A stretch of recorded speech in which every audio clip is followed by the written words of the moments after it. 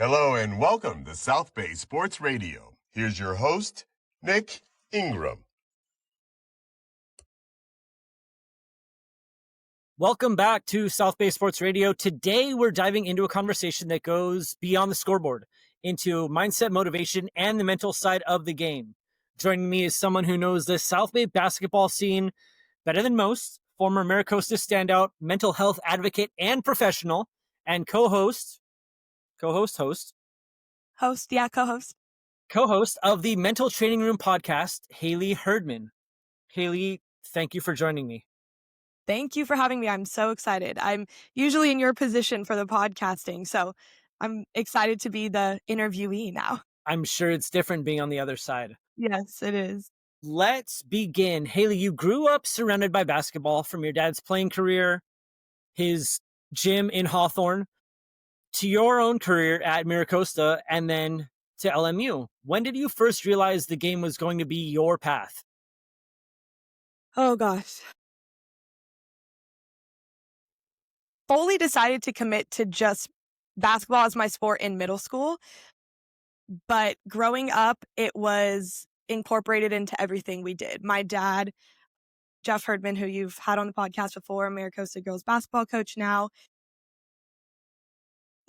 he played professionally, he played in college. So everything we did when I was younger was basketball. He was a salesperson for Magic 32's company and then owned his own basketball gym. So it was always around us. I really didn't know life without basketball. So for a while, it was like a little bit too much. And I was like, I want nothing to do with it. But once I realized how much it really bonded my dad and I, my sister and I, that's when I chose basketball. And that's when I felt the most passionate about it as well. So around like 6th grade, I would say, is when I fully honed into basketball. I send questionnaires to a lot of my guests. Some of them don't get a questionnaire. They just get Nick on the spot. But you mentioned that the Mustangs won a Bay League title and with a big win over Redondo. Of course, that's special to beat your rival. But looking back, what do you remember most about that moment? And how special was it, not just for the team, but for the program, the school, and the Mira Costa community? Yeah, I just remember, it's really funny because now, I guess with my generation, we have so many videos and pictures of things. So what I remember specifically is my sister, she was on JV at the time, so she wasn't playing in that game. But I remember the Snapchat video she took at the end when we all just and it was at Redondo's home court, which made it even like a little bit more special because it was in their territory. So I remember the Snapchat video she took of all of us just like storming the court, and we were just having so much fun. And that's what I remember, is just the enthusiasm, the passion, and the team camaraderie around that game. It was definitely one of my favorite memories and the best memories that I have in life and in basketball specifically. Is that video still circulating, or has it been deleted thanks to Snapchat? I'm sure we have it somewhere. I could look through my Snapchat memories probably, or my sister's. There we go. I'll get it to you. There we go. During your time at Mira Costa, you made it to 3 CIF title games in 4 years. Looking back, how did those experiences help shape you both as an athlete and as a person? Yeah, I think as an athlete, it got me used to playing at an elite level and also expecting greatness, because not just any team makes it to the finals. Like, that was a huge testament to the work that we were putting in both on and off the court for all 3 of those teams. And it really, I think that is what made me want to get to the next level as well, because I was like, I really love this pressure. I love working towards something. I love the team camaraderie it takes to build something like that. So how it shaped me as an athlete was just expecting greatness from myself and expecting greatness from the people around me. As a person, I mean, you hear this, I'm sure, a lot from a lot of different athletes, but knowing how to be a great team player. It's not just, oh, I'm going to show up and I want to be the best in every game. I want to have the most stats. That's not going to get you and your team to where you want to be. Knowing that sometimes maybe it's not me that's performing the best. Maybe I'm on the bench and I need to cheer on, or I'm making the great passes, or I'm just being a really strong team leader. I think that's what it taught me the most, is how to play an important role on the team when maybe you're not even the star, but then also being the star and having your moments and knowing that it comes in waves. But if you're expecting a greater outcome than just yourself, it's knowing how to get along with everyone and put in the work together. You went on to play at LMU. What went into that decision to stay close to home, to go to a private college, and to play at Loyola Marymount? Yeah. So coming out of high school, my two choices were between UCI, which is where my dad went and my mom went, and then LMU. And my parents got divorced when I was in like second grade, and my mom had moved to Westchester near LMU, and it was just literally our backyard. So for the longest time, I was like, I'm not going there. I don't even want to tour. I don't want to take a visit, because it just feels like that is, I feel like I see it every day. But coming down to it, I was like, wait, this would actually be very cool, because basketball was something that really kept my family blended and kept my family together even through the divorce, which wasn't horrible at all. It was a very friendly, great divorce, and it was super healthy for our family. And I think basketball played a really big part in keeping it so healthy. And so when I saw the effects that basketball was having on my life in such a positive way, I was like, why not stay around my family? Why not stay in this community, somewhere that I want to be when I'm older and grow, do my life here in LA? So that kind of is what made me choose LMU, was the location. It's such a beautiful school. I was just there last night teaching a class actually to freshman student athletes. And I was like, gosh, it was around sunset time. I'm like, it never disappoints coming here. So having the location, being a part of such a big community as well, like the community over here in Westchester around LMU is so supportive. The games were always so fun. There were so many families and kids around. So wanting to stay close to my family as well, so they could come to the games, because that was always my favorite part of games in high school as well, was just being able to see my family, give them hugs after the games, talk about it with them. So yeah, that was a huge part of my decision-making process. And I'm so happy with that, because that still to this day is my favorite part of the games, is being able to chat with my family after. And I wouldn't have been able to do that as frequently if I went maybe somewhere a little bit farther. Now, you did talk about how basketball kept your family connected, especially after your parents got divorced. But how do you think that shaped your relationship with basketball and your family dynamic overall? Yeah. I would say basketball was my social life. So in high school, I literally went to I think I went to two school dances. One was like my freshman year homecoming, which was with my basketball team. And then and actually that's funny. I'm just reflecting on that. That was my first school dance ever. And then the last school dance was senior year prom. Could not pass that up. And at that time I was committed, and, everything, school was ending. So I didn't really have any schedule conflicts. But with that being said, I didn't do a lot outside of basketball, because I just loved it so much. That was my social life. I had my best friends there.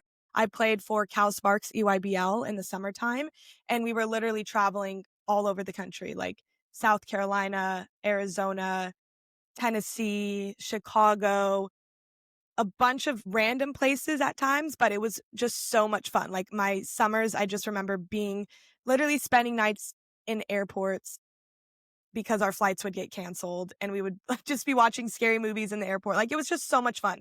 So that was my life as a high schooler. My family, I think, used that as a facilitator to be involved with everything. Again, my dad played growing up, in college, and my grandma always tells me my favorite parts of him growing up were seeing him on the road, traveling to Alaska with him, going to Belgium with him when he played overseas. And so my grandma would come along on the trips as well. So it really gave us all something to do. It was kind of like the center of all of our lives. And so everyone just kind of gathered around that, and it made for such a fun and warm and welcoming feeling for all sides of my family. just talked about this. You spent summers traveling for AAU teams, missing school dances, playing with elite talent from across the country. How did those sacrifices early on shape your mindset now, not just as a player, but as a professional working in sports and mental health? Yeah. I think sometimes it works against me because I want to be able to, well, I do meet athletes where they're at when I'm working with them in a mental health and like clinical aspect. But because I expected so much greatness from myself and sacrifice so much, I kind of expect like other people to be on that same page. So a lot of the times it's me like, okay, no, I need to remember that like I was an outlier. I was really around like the best of the best. And this might not be everyone's goal in the sport. But I think in addition to that, it just created such great habits for me that being out of sport now I still have. So the number one thing that my dad always put on me was work ethic. No matter what, your work ethic is something that's controllable and it's something that's going to last with you throughout the rest of your life. So playing at that high level in club, playing with girls that are now in the W, ones that are overseas, I was like, okay, I see what it takes to get there. I was never as talented as them. Like my performance and stats never matched them, but I could keep up in workouts with them any day. And that's what really fueled my confidence is, okay, it doesn't matter necessarily the talent, but if you want to be great, if you want to be around people who are considered like the greatest in the sport and the most elite, you have to do the things that aren't necessarily like the flashy things or the things that are being seen by everyone on the court. So that the work ethic piece, I think is something that I learned a lot. Also leadership. Being a leader, again, because I didn't get as much playing time in the club world as the other girls did, I still was able to lead from the bench. I always brought good energy. I had the privilege of seeing the game from like a different side. I wasn't necessarily in the motion all the time, but I was on the bench. I was seeing things. And I think that honestly is what fueled my passion for the mental side of the game as well, because I was able to see that from an early age. And knowing that, okay, I can be a leader, I can do other things, I can contribute in other ways, even if it's not on the court. So I would say work ethic and leadership are things that the club level really taught me and how important those aspects are of the game as well. I'm going to divert just for a second. How fun is it to watch girls play? Excuse me. How fun is it to watch teammates that you've had play not only in college, but professionally?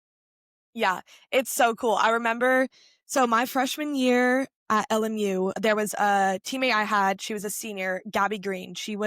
I still to this day, like, cannot believe I was on the same team as her. She is just insane. She was the best of the best coming out of high school.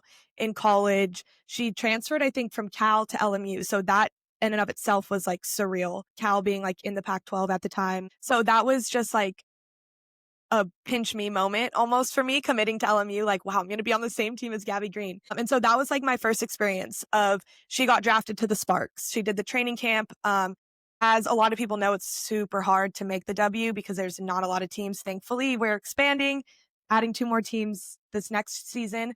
But at the time, there wasn't a lot of opportunity to make the team. So unfortunately, she didn't make it past training camp. But even to like see the posts on social media, like Gabby Green, like invited to Sparks training camp, like that was insane. And then a couple years ago, Charisma Osborne, who played at UCLA, she was a really good friend of mine in high school. She went to Windward. We played Cal Sparks together. And I was literally watching the draft and like hearing her name getting called on draft day. I was like, literally, I'm getting the chills still for her. But it's just so cool to be able to see, like, you always look up to these players, and now I'm not in the W, but like I'm one of them. Like those are my peers. So it's a really surreal experience. You've said that basketball became a form of activism for you, promoting women's sports and fighting for equality long before it became mainstream conversation.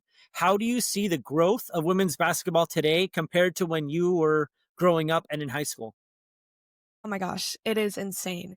I literally remember going around, and this is I guess you could say like a local level of activism, but at school with the ASB posters that were always posted around the school, it was always, always, always boys basketball game 7:30, boys basketball game 7:30. When we literally played same location at home an hour and a half before. And one day I was like, this is ridiculous. Like, I genuinely, like, seeing that around, I didn't have great emotional regulation skills at the time, with teenagers being very impulsive. But I still stand by this, so no regrets. But I would take a big, thick black Sharpie and I would write on the paper, girls basketball at 6 p.m. And it created a lot of uproar at the school. For what reason, I don't know, because all I was doing was the same thing ASB was doing, was advocating for the boys game. I was advocating for the girls game. And it was just something that was almost like, whoa, you're a girl and you play basketball. Like, it was like a weird phenomenon for a lot of people. But for me, I was like, yeah, like, I'm playing basketball. Like, I am an athlete playing basketball, just like one of my good friends, Quentin Jackson, he's on the Pacers now, but he was at Costa at the time. I'm like, just as Q is playing basketball, I'm playing basketball. Like, we're all playing the same sport here. So it was really frustrating for a long time, honestly. I think that's what fueled a lot of my passion for the sport as well. Is like, okay, I have something to prove. Like, I'm here not just playing for myself and for my team, but to make this sport honestly more respected in other people's eyes. So, and that carried through even at LMU. There was a lot of discrepancy with the boys and the girls. And I think at the time, before having like the education that I have now from LMU, very social justice oriented, but I thought I was fighting for equality, but really what I was fighting for was equity. And that's what I learned when getting to LMU. Seeing the men get these insane locker rooms, these new jerseys, shoes, these trips, all of that stuff. When we literally had ants in our locker room for 2 years, and we complained and advocated for literally ant traps, like just something simple, and we never got it. Our shower heads were broken. We never got it. And so we finally, during COVID, one of my teammates and I, like, we talked to the school newspaper, which was illegal at the time because before NIL, you had to like get permission to talk to reporters or something like that before you like talked about anything that had to do with your sport, your team, yourself, because you couldn't necessarily promote yourself like you can now. And we totally bypassed that. We got a article in the school newspaper at LMU, and they even contacted like a Title IX lawyer to speak in the article. And they said, like, yeah, this is completely against the law of Title IX. Like, if the boys are getting donations, it has to somehow be matched with the girls as well. So that, again, created a huge uproar, but we ended up getting our locker room. So again, it was worth it. No regrets. But it was just, again, it was more of a community level thing. Like, okay, we're fighting for something bigger. We're not just trying to get a ball in a hoop. We're trying to fight for this equity within the sport. So now seeing everything that has manifested since then, and that was like, I mean, obviously I graduated high school in 2018. The article at LMU was like 2020, 2021. So now being like 4 years out from that and just seeing the change, like seeing people wear, everyone watches women's sports shirts all around. Steph Curry, I think, was just wearing one. Only in my dreams would I have thought that this would be the reality of women's basketball. So it's so energizing and so satisfying to see.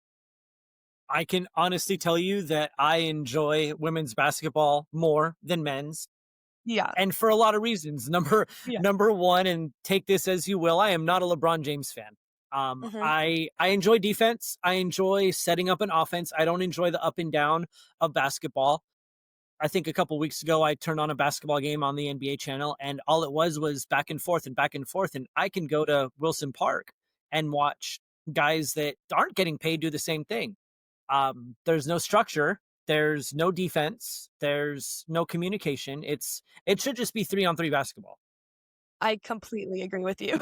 I love watching women's basketball, and I kind of like, I took a very big liking to the USC program because Kayla Padilla, who had gone to Bishop Montgomery. So awesome. I worked with her at Trader Joe's. I covered her at Bishop Montgomery, and then I followed her through her career at Penn. And then when I found out she was going to USC, I said, I need to go to a game.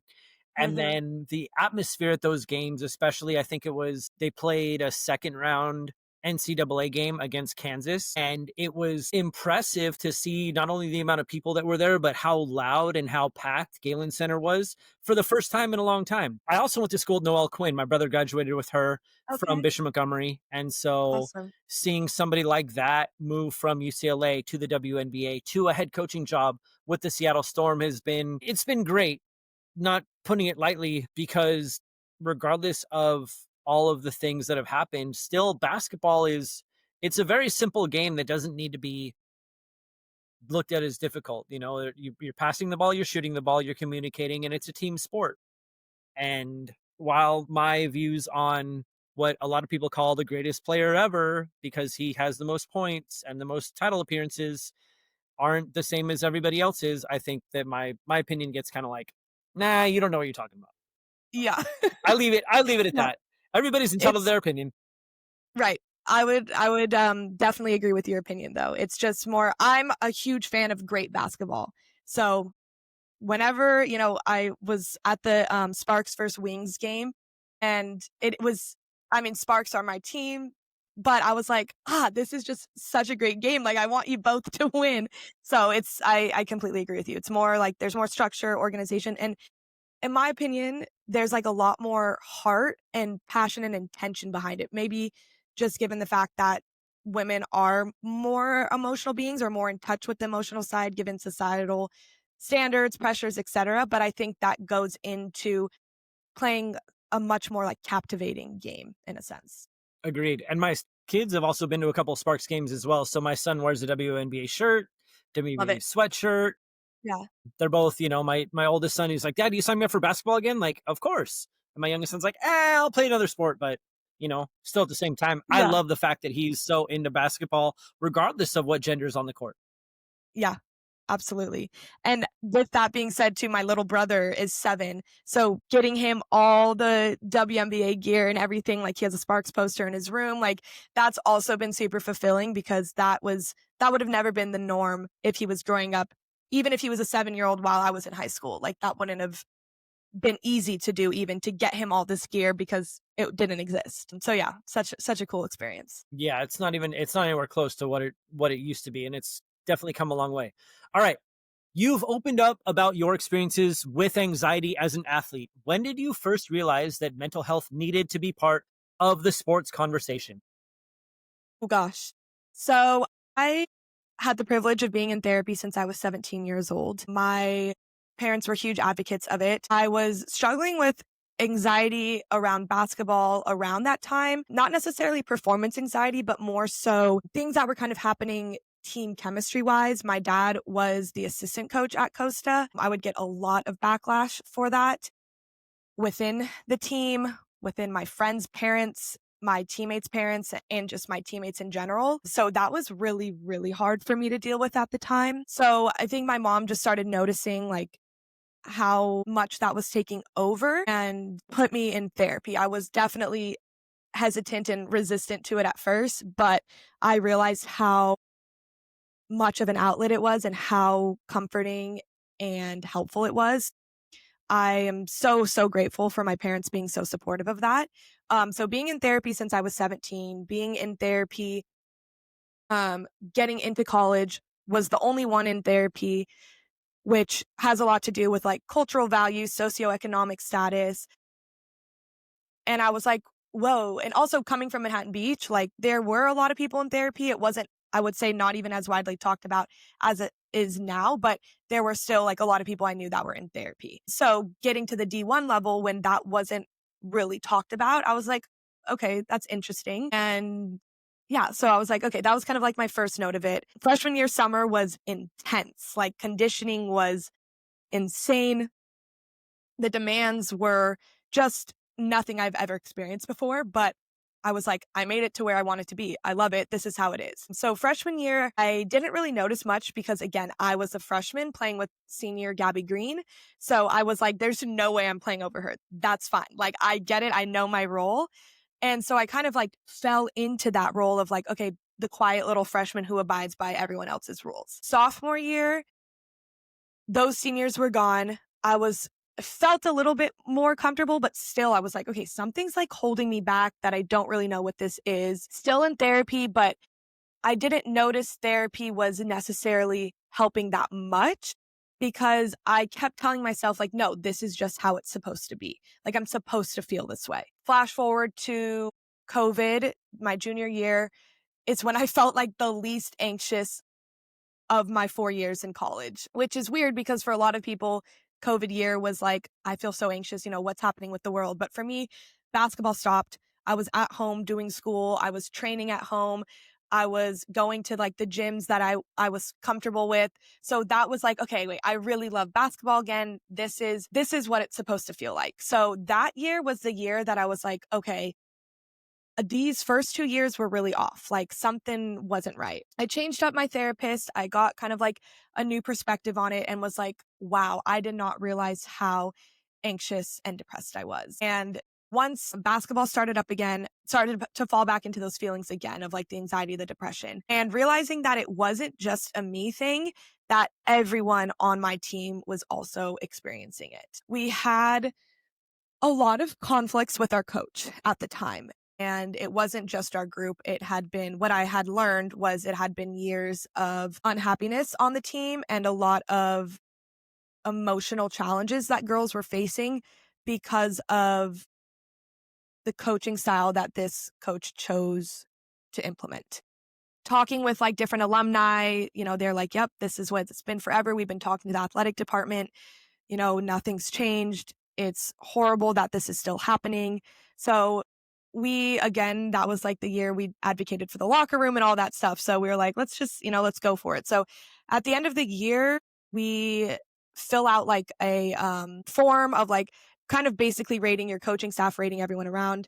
Everyone filled it out. There's no follow-up, even though we asked for one. So we kind of initiated that meeting with the athletic department and nothing was still done after that. Had been feeling my anxiety and depression actually getting so bad that I decided to quit basketball. I showed up one day to practice and I was going to tell my teammates and everything. And then randomly, my coach showed up that day and said she was resigning.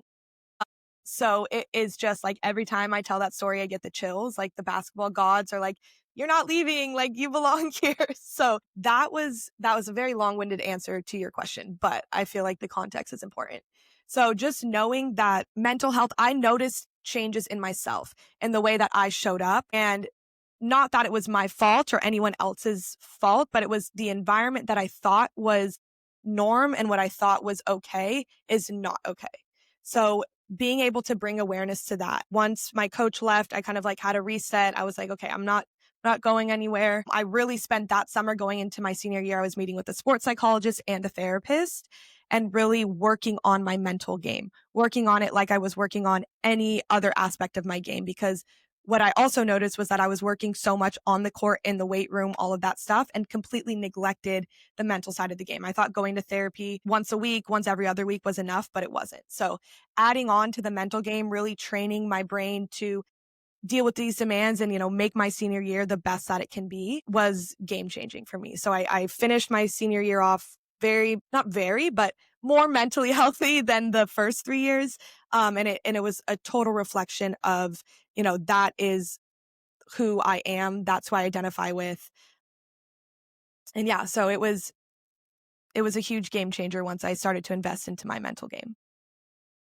Don't ever apologize for giving an extended answer to a question that not only I ask, but somebody else asks. Because in my honest opinion, I love, I get so thrown off and so on a tangent that when somebody goes, well, you answered my question, but you gave me a lot more information. Like, well, yeah, but that's just who I am.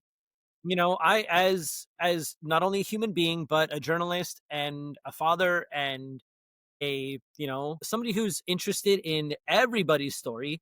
I love that part. Like that's why this podcast is here, because I want to hear, there's so many stories in the South Bay regarding sports. The Mental Training Room podcast started as a class idea and turned into something much bigger. What's been the most rewarding part of building that platform and sharing those conversations? Yeah. So mental training room, I knew after college I wanted to be a therapist, just given my experience and the research that I did of how can I make this my reality of advocating for mental health in sports, and not just advocating, but also doing something about it. So I knew I was going to grad school after LMU. I got into USC to the marriage and family therapy program, and my teammate slash best friend, Naomi Yim, came up to me. I think it was like a phone call or it was a text or something. I was like, let's start a podcast about mental health in sports. I'm like, okay, like, just like, sure, fun, but never thought that would like be on my, bucket list or bingo card or whatever. So we did it in 2022. It was, compared to what it is now, it was a work in progress. It was a great starting point. Still is not a huge platform, but what it has turned into is me creating that into my mental performance coaching business. So I work with athletes, I work with teams, I work with coaches under the name Mental Training Room. And we have this podcast that is kind of like a free resource for athletes to advocate for the mental game, but also providing specific and tangible tools they can take away to strengthen certain mental skills like confidence, focus, emotional regulation, all of those things. So it's a way to normalize the conversation around mental health in sports while also doing something about it by adding on like my clinical expertise to it. So it has been so fulfilling. It's also kind of like my creative outlet, running like the social media and making these videos and stuff. For a few years, I was kind of like against social media in a way of like, ugh, like I don't want to go on it. It's too time consuming, blah, blah, blah. But since then, I've been able to kind of like create the boundaries around it while still producing and being creative on it. So it's really, really fun. I don't have any like marketing background personally, but my sister's super creative. My mom's in marketing, so they're kind of helping me out with that and like the creative side of it. But just in general, like the overall mission has been so fulfilling, and I still have so many goals I want to achieve and so many things I want to get done with the platform, not just the podcast, but more so with like my mental performance coaching side of it and the clinical side of it as well. You've had some incredible guests on the podcast, from Iowa Soccer's Jalen Mosley to Love Island's Chris Seeley. Is there an episode or conversation that really stuck with you and changed the way you see athletes off the court? So I always go to the episode with Jalen Mosley because it was super authentic, and it was a pure conversation between me, Naomi, and Jalen. And Jalen is a phenomenal athlete. She experienced multiple ACL injuries, and that kind of ended her career, which was obviously very, very sad and came with a lot of grief. And so that was a really cool episode to be able to sit down and dive into that emotional experience. Naomi, my co-host, also had a lot of difficulties with injuries and with our coach at the time, who was not validating her injuries, who almost didn't let her get surgery, and was going to make her play through it. And thankfully, Naomi was able to advocate for herself, and she was able to get the surgery. But being able to be there and witness that conversation between them, and then also throw in my like clinical side of it too, of kind of like processing the trauma. And then I had like a small injury when I was a freshman that it was tendonitis, but it got so bad because I did not pay attention to it. I was like, just keep playing, just keep playing, just keep playing, because I didn't want to take myself out. Got to a point where I had to be in a cast for tendonitis, which is like, that doesn't really happen, but that's how bad it got. So being able to like dissect the values, or dissect what's the word I'm looking for? Like the norms of sport when it comes to injury and when it comes to pain, and just being so real and so authentic, and hearing Jalen's story and all the grief that kind of came with it was very eye-opening. And also, I really liked in that episode how we talked about how teammates can support other teammates who are experiencing injury, because they go through so much. It's like you're being isolated from the team. You can't travel, you can't do all this stuff. So how can the healthy teammates show up for this injured player? So there was just so many amazing topics talked about in that episode. I'm going to have to check out a few episodes, because I'm always looking for more inspiration, not only for my own podcast, but just in general. Yeah. Now you're working clinically and creatively to support athletes. What's one thing you wish every young player understood about the mental side of competition?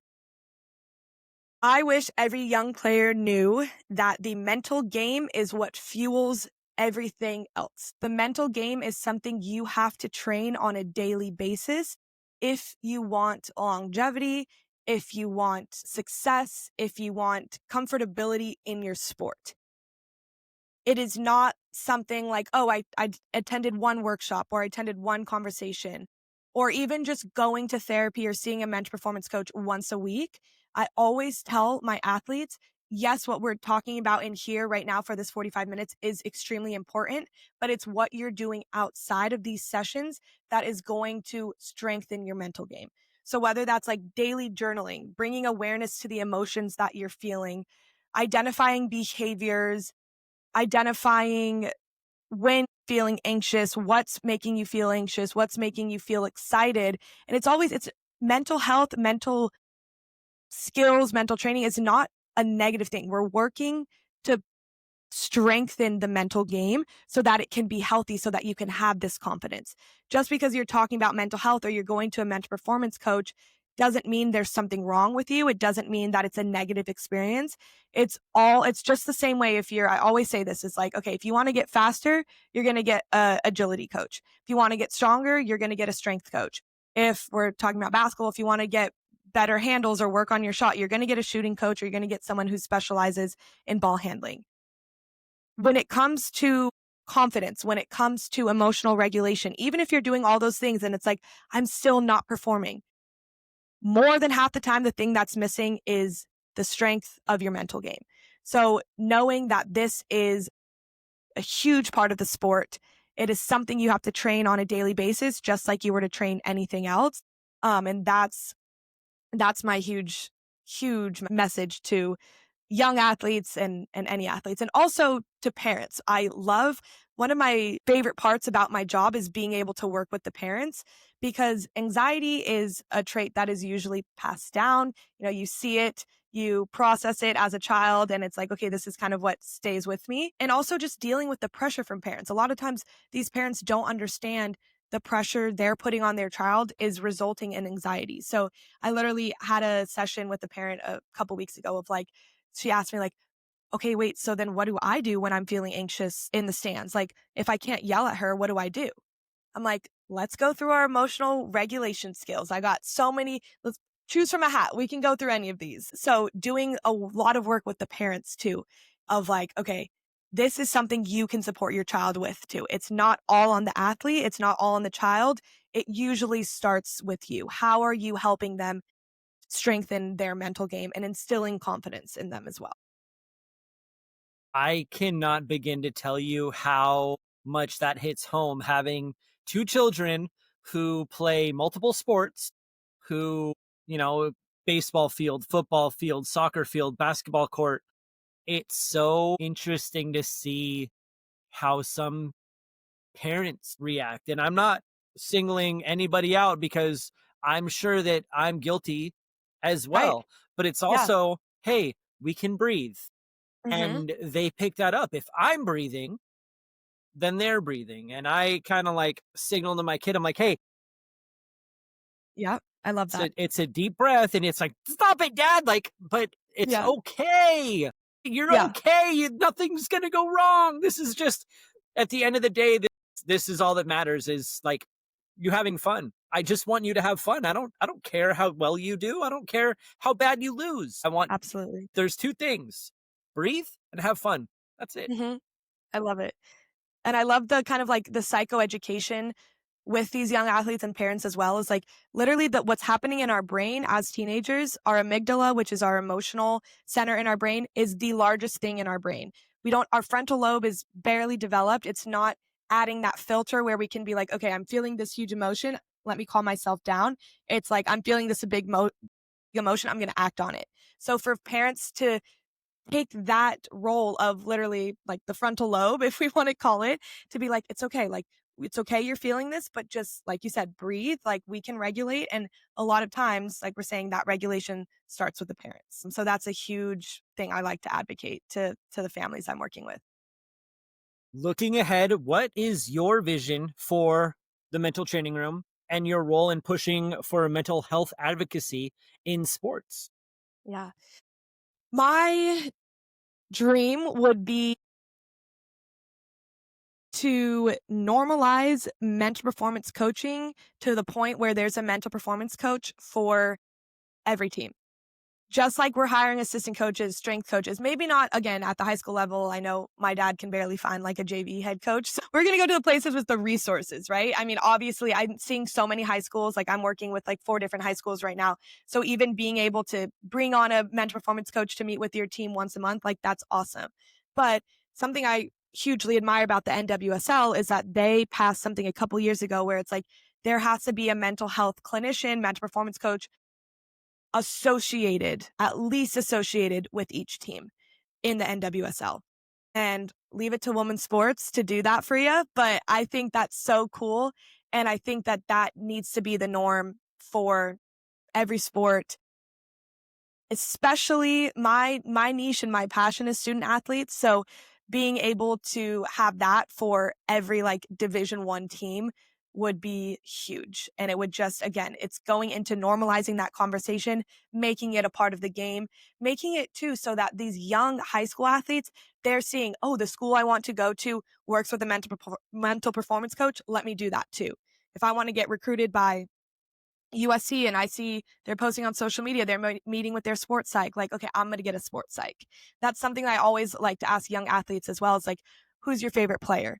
Usually it's like Kobe, Paige Beckers, Caitlin, like all these girls, all these athletes, they're all talking about how important the mental side is when they get to that level. So being able to just have more resources and providing this service to a lot more athletes, I think is just my ultimate goal.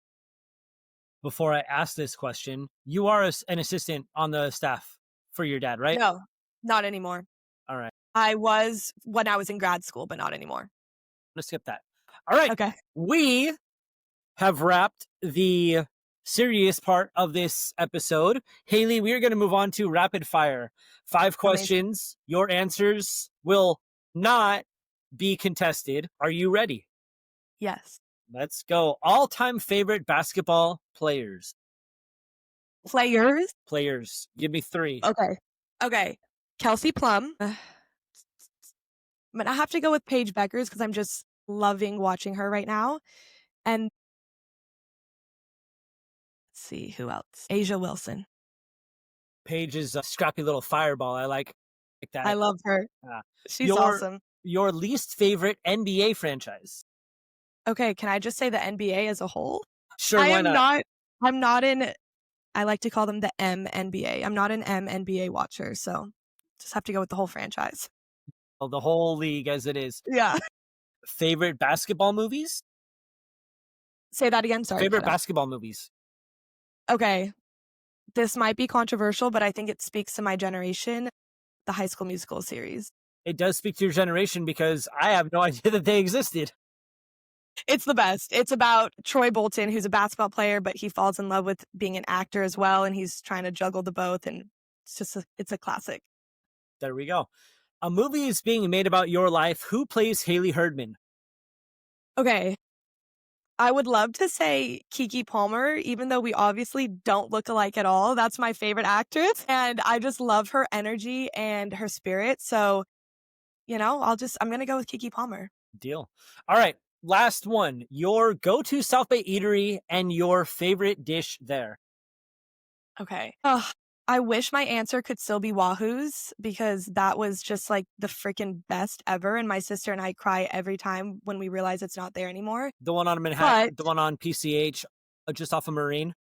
Wahoo's was downtown Manhattan Beach on Highland. Got it. And it hasn't been there in a while. There's still one, I think, in Torrance, but it was just kind of like our go-to. But ironically enough, my answer for your question is going to be Breadhead, which is a new spot in Manhattan Beach. and it's where Wahoo's used to be. I live in Westchester right now, so I spend a lot of my time in like Santa Monica, Venice area, and there's a breadhead in Santa Monica. It's so good, the most delicious and expensive sandwiches, but I love it. And it just opened in Manhattan Beach. So I'm gonna have to go with breadhead. And what do we get there? I get the turkey pesto. So good. Pesto. I love a pesto sandwich. That will wrap another episode of South Bay Sports Radio. Huge thank you to you, Haley, for joining me and sharing your story both on and off the court. If you haven't already, check out the Mental Training Room podcast wherever you tune in to your podcasts. And as always, don't forget to follow South Bay Sports Radio on Instagram, TikTok, Spotify. Don't forget to follow Haley, MTR Pod. Until next time, I'm Nick Ingram, South Bay Sports Radio. Thank you again. Thank you.